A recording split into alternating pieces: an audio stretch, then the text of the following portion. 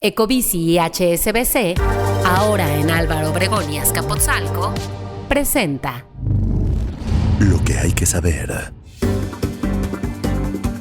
Andrés Manuel López Obrador es el presidente con más quejas por violar la ley electoral en campañas. También una demanda eléctrica récord y no permitir más centrales estaría detrás del apagón masivo y México debe estar atento al reshoring en Estados Unidos.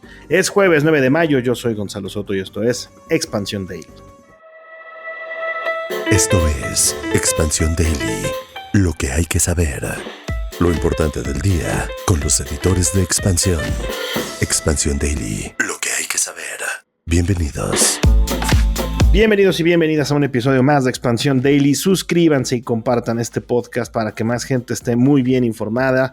Hoy está conmigo Diana Nava, reportera de Empresas en Expansión. ¿Cómo andas, Diana? Gonzalo, buenos días, buen jueves, todo bien de este lado. Muy bien, Diana, pues vámonos con el tema principal y vaya que andamos buscando varias explicaciones acerca de lo que ha sucedido en los últimos 2 días, sobre todo a partir de la tarde-noche del martes en la que comenzaron a ocurrir diversos apagones a lo largo y ancho del país derivados de lo que la CENACE, el Centro Nacional de Control de Energía, explicó que fue pues una demanda alta de electricidad a lo largo del país.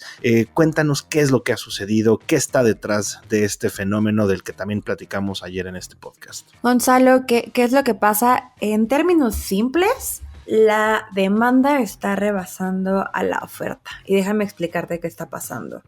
Ahora mismo, y justamente el martes, el día de los apagones, se rompió un récord de temperatura aquí en la Ciudad de México. ¿Por qué menciono esto? Porque esto, por supuesto, que implica el uso de más aparatos, no sé, de aires acondicionados, de ventiladores, y eso aumenta en general la demanda eléctrica que se necesita no solo aquí, sino a nivel general.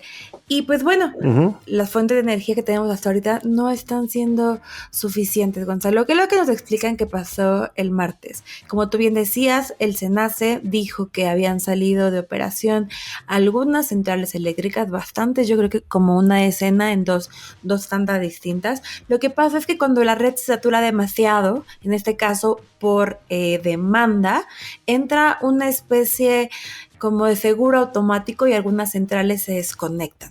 Se desconectan porque no pueden operar como está en ese momento la red, y es entonces que el CENACE lo que tiene que hacer es hacer cortes programados, es decir, como un tandeo, Gonzalo. Le quito energía a este lado para darle a este lado, para priorizar lugares como hospitales, centros turísticos, y eso fue lo que pasó exactamente el martes. Ok, eso digamos es la explicación técnica de lo que vivimos apenas. Sin embargo, pues las causas anteceden desde luego a esto que reportó el CENACE. Nada más para mencionarlo, en 2023 la demanda eléctrica creció alrededor del 10%, mientras que la generación solamente 1%. Es decir, la Comisión Federal de Electricidad y el gobierno federal no ha logrado mantenerse al mismo ritmo de lo que está sucediendo, de la enorme cantidad o la creciente demanda que está ocurriendo por parte de empresas, de hogares, de personas. Vaya, es un problema que arrastramos ya de varios meses y años, Diana. Diría que de todo el sexenio, Gonzalo, porque si recordamos, la CFE lo que ha querido es hacerse de todo el negocio de generación eléctrica. No ha permitido la entrada en operación de algunas centrales que ya estaban listas para operar. Tampoco dio más permisos a privados, tampoco hizo grandes proyectos en términos de transmisión y distribución. Es decir, estamos casi como estábamos al principio del sexenio en términos de infraestructura, pero con una demanda muchísimo más grande. Y aquí juega otra cosa, Gonzalo, que es muy interesante y es un factor climático que vale la pena mucho mencionar, y es el tema de la sequía. ¿Por qué la sequía, Gonzalo? ¿Ahí qué está pasando? Si recuerdas, el presidente y Manuel Bartlett dijeron en muchas ocasiones que sí, que claro que la CFE generaba energía limpia y lo hacía a través de las hidroeléctricas.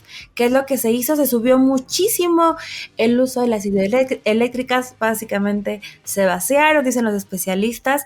Antes lo que hacían las hidroeléctricas, Gonzalo, era, digamos, que llenar la demanda o los picos de demanda. Cuando había picos de demanda como los que tuvimos el martes pasado, entraban las hidroeléctricas y entonces teníamos energía para todos y para todas. Ahora mismo hay sequía, Gonzalo, lo hemos visto, las presas están vacías, las hidroeléctricas no tienen cómo producir energía hidroeléctrica y entonces nos hemos quedado sin un recurso menos para generar energía eléctrica. Desde luego en la parte de energías renovables pues no estamos ni siquiera remotamente cerca del nivel para poder suplir de alguna manera o afrontar esta creciente oferta. También en los últimos años la población ha aumentado, han llegado más industrias, las necesidades relacionadas a la electricidad han crecido.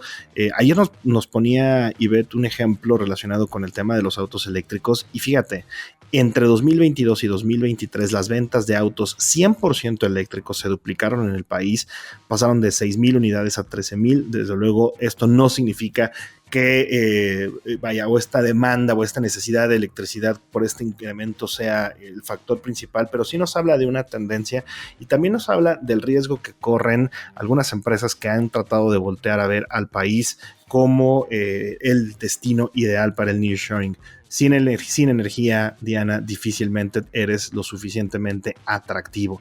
Pero bueno, antes de pasar al siguiente tema, yo creo que esta es una muy buena pregunta para nuestros podescuchas y es, platíquenos si a ustedes les ha afectado de alguna manera el tema de los apagones, qué piensan, han reducido su consumo de energía, han cambiado algunos aparatos, han desconectado, desenchufado otros para evitar que haya presión o simplemente la vida continúa tal y como hace unos días. Y bueno, cambiando de tema, Diana, el presidente Andrés Manuel López Obrador, para sorpresa de nadie, es el mandatario con más quejas por violar la ley electoral en campañas. Así es, Gonzalo, como bien lo dices, para sorpresa de nadie, y es que según los datos del INE, del 2018 al 8 de abril del 2024, es decir, hace un mesecito exactamente, el órgano recibió 187 quejas contra López Obrador y comparándolo con sus antecesores, ¿no? Con Felipe Calderón y con Peña Nieto, queda muy por encima. Con Peña Nieto se registraron 24 denuncias y en contra de Felipe Calderón solamente 3. Fíjate, en el caso del panista de Felipe Calderón, el INE explica que de 2006 a 2011 no tienen datos porque fue hasta 2014 cuando se creó la unidad técnica de lo contencioso electoral, la cual es la encargada de investigar y elaborar proyectos de resolución en los casos que se denuncien faltas o infracciones, Diana, en materia electoral. Pero bueno, la cosa aquí no es una coincidencia, cada vez que hay un proceso electoral a AMLO se le sanciona. Así es, y no es tampoco sorpresa que, por ejemplo, en el 2023, que ya todos sabemos, ¿no? Ya estábamos en elecciones. Comenzaron mucho antes de lo que tendrían que haber comenzado. En el 2023 se registraron 43 denuncias, pero solo Gonzalo en estos primeros 4 meses ya lleva 32. Es decir, tomando en cuenta que el INE trae un mes de retraso en cuanto a esta información, podría casi apostar que ya igualó la cantidad de denuncias que tuvo el año pasado. Correcto, y de hecho hasta el 11 de abril de este año el INE había declarado procedentes medidas cautelares a 24 mañaneras, las conferencias matutinas del presidente en lo que va del proceso electoral, porque de manera preliminar la Comisión de Quejas y Denuncias consideró que las conferencias podrían afectar el proceso electoral, un proceso electoral sano, y bueno, también esto implicaba eliminar frases en las que el presidente habló sobre las elecciones del 2 de junio. De nuevo, el presidente seguirá hablando y opinando sobre el proceso electoral, así es que seguramente esta cifra va a crecer. Diana, hablando, por cierto, del tema electoral o de temas políticos, no se pierdan tampoco ustedes, estimados podescuchas, el episodio de Política y otros datos con Mariel Ibarra, Carlos Bravo Regidor y Viri Ríos, porque van a hablar del tema de la encuesta de los jóvenes que aquí les mencionamos brevemente en el episodio de ayer. Muy interesante esta conversación y este análisis sobre pues qué piensan, qué sienten, qué esperan los jóvenes de la política mexicana. Diana, si no hay energía, si el nearshoring no se materializa, hay otro fenómeno que pudiera ocurrir y pues echarle a perder la fiesta al país, y se trata del reshoring. Jamás había escuchado de este término, Gonzalo.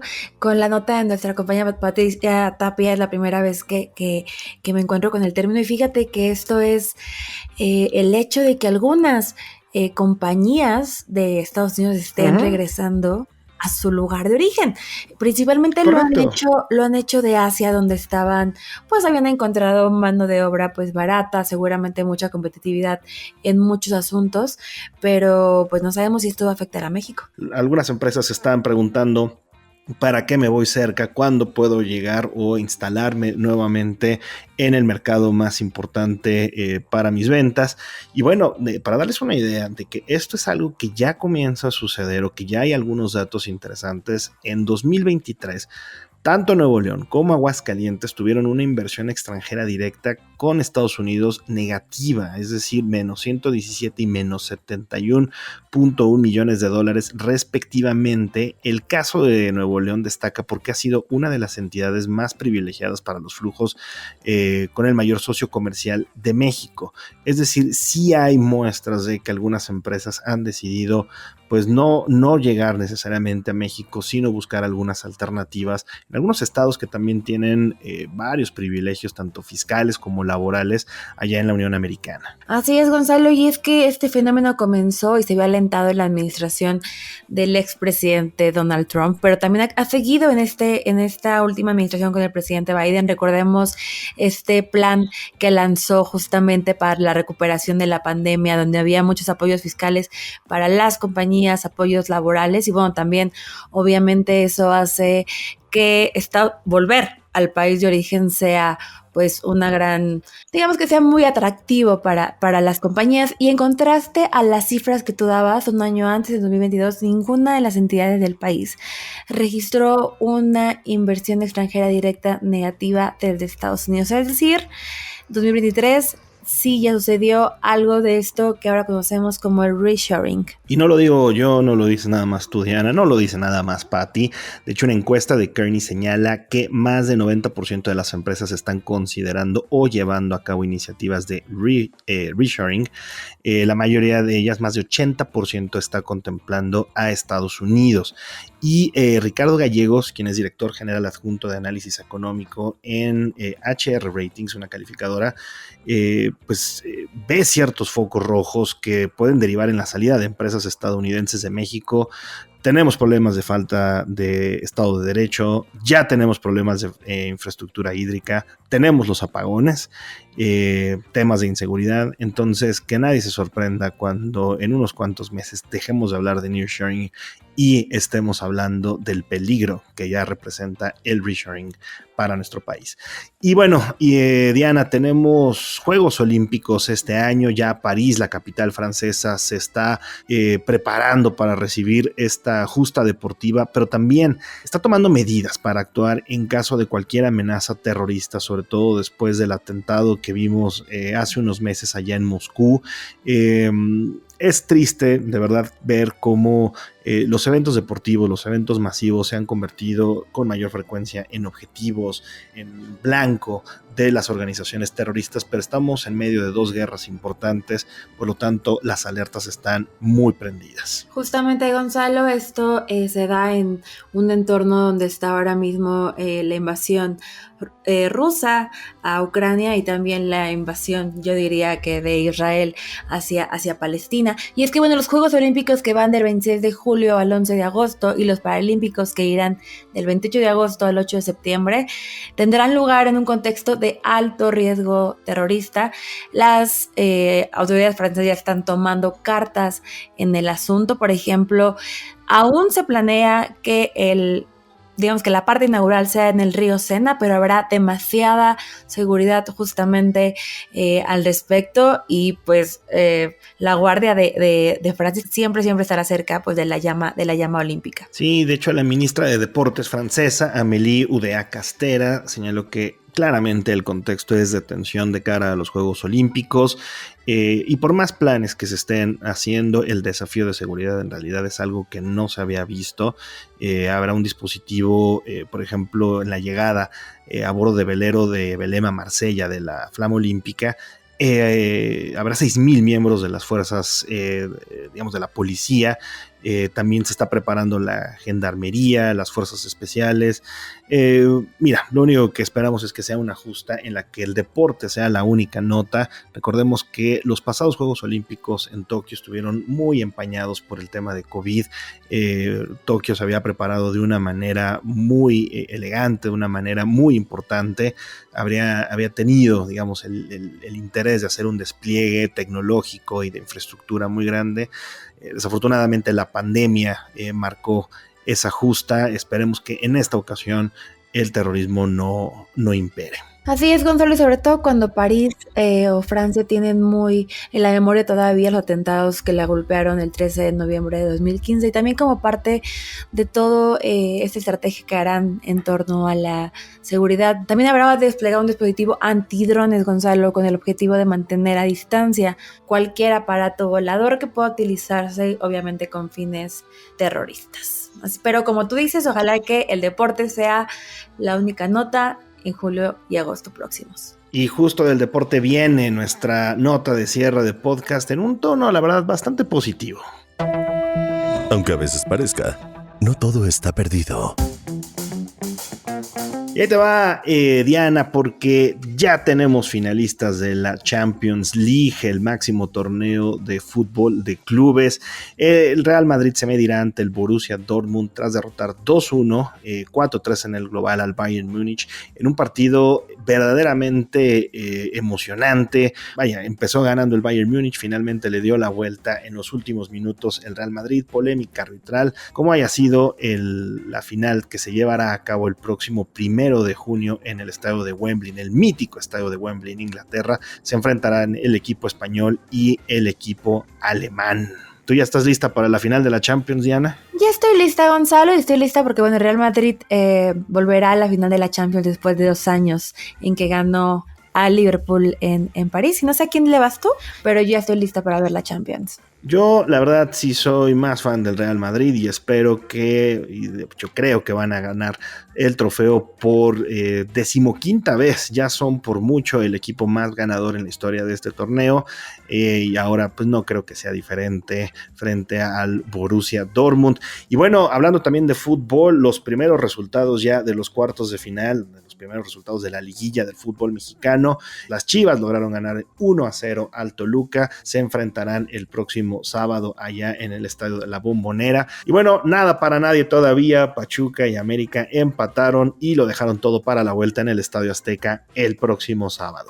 Y ya con esto nos despedimos. Diana, muchas gracias por habernos acompañado en este Daily ya de jueves, en el que además estamos muy contentos. ¿Por qué estamos contentos, Diana? Hoy estamos muy contentos porque es el cumpleaños de nuestra talentosa productora Mónica Alfaro, a quien le mandamos abrazos enormes desde acá y agradecimiento por hacer que este podcast sea posible todos los días. Ustedes la han escuchado ya un par de veces, estará más seguido por acá, pero sin ella este espacio no sería posible, así es que muchas felicidades y recuerden que toda la información sobre estos y otros temas están disponibles en expansión.mx y leemos sus comentarios en las redes sociales de Expansión, @expansiónmx.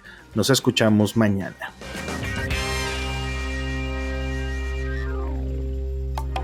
Expansión Daily. Escucha un nuevo episodio lunes a viernes a partir de las 6 de la mañana. Expansión Daily es un podcast de Expansión. Este episodio llega a ti gracias a rss.com, el podcasting hecho simple. Ecobici y HSBC, ahora en Álvaro Obregón y Azcapotzalco, presentó